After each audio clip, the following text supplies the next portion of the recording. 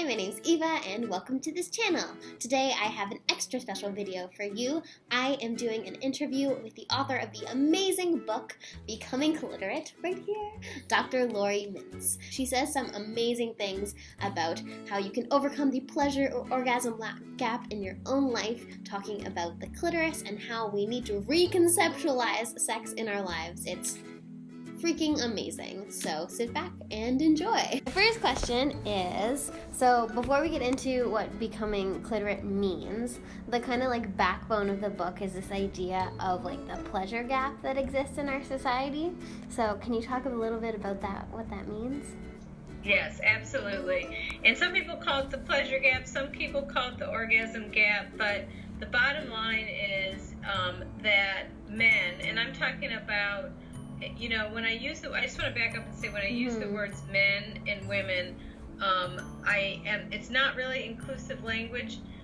And the problem is that most of the problem is when cisgendered heterosexual men have sex with cisgendered heterosexual women. That's where the problem is. So that's why I talk about it in this way.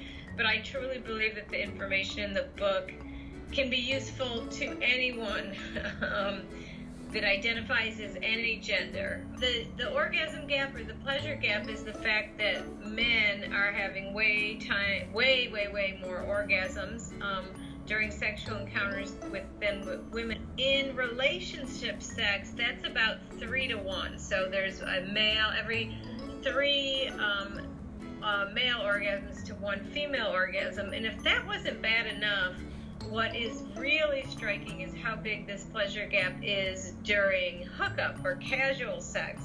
I teach the psychology of human sexuality, and I do these big anonymous surveys with my classes. So we're talking about hundreds upon hundreds of students after several years. And what I have found is when I ask my students, you know, do you orgasm during first-time hookup sex, and that includes activities through which you can orgasm, unbelievable. 55% of the men say yes versus 4% of the women. So the bottom line is, while it's worse in hookup sex and it gets better with friends with benefits and, you know, all the way up to relationship sex, it never completely closes. And basically men are having way more orgasms than women are. Can you talk a little bit about the cultural contributions to the pleasure gap? Like, why does this exist? Okay.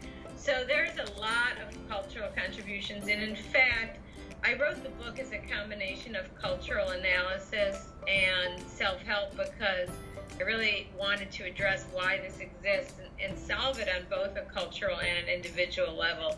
And there's a lot of cultural reasons, but in the book I talk about one specifically. I call it the number 1 lie about getting laid, and that is the myth that women should orgasm from intercourse alone. And that is so prevalent in culture. I could go on and on about that, but just the fact that we use the word sex for intercourse, you know, it's synonymous, as if that's the only thing.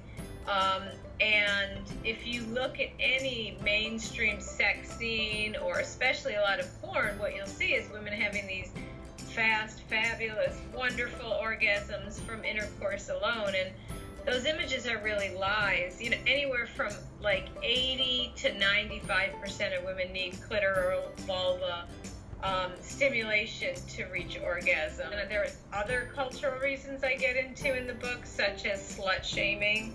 It's really hard to have an orgasm if you kind of feel like slutty or like conflicted about having casual sex.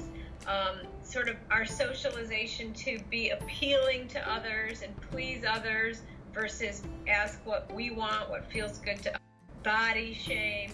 There's so many layers to what lack of sex education, focusing on pleasure, no sex communication training. So I could go on and on because culture is driving the orgasm gap. It's a nice little oppression cake, like lots of layers. The biggest takeaway that you want people to get from reading the book? So, you know, the biggest takeaway from the book is that every woman's genital nerves are actually positioned differently. No one woman orgasms in the same way. And so, however you need whatever stimulation you need to orgasm is the right way. I want to get rid of all this cultural stuff around the right way to orgasm and tell women that however you orgasm is the right way. Feel empowered to know that and feel empowered to get that kind of stimulation when you're having sex with a partner. I think that's all my questions. Thank you so much. Oh my gosh, you are more than welcome. Thank you so much for watching this video and getting all the way to the end. You are a fantastic human being. If you like videos like this, give the video a thumbs up, subscribe if you aren't already, leave a comment about what thing blew your mind the most.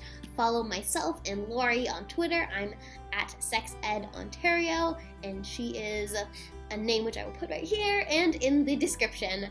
That's all for me, and have a lovely day. Becoming clitorate is the best. Clitorises are great. Put them everywhere, like how people vandalize with penises. Do that with clitorises. That's your goal from this video. I send you off into the world and tweet it to me on Twitter.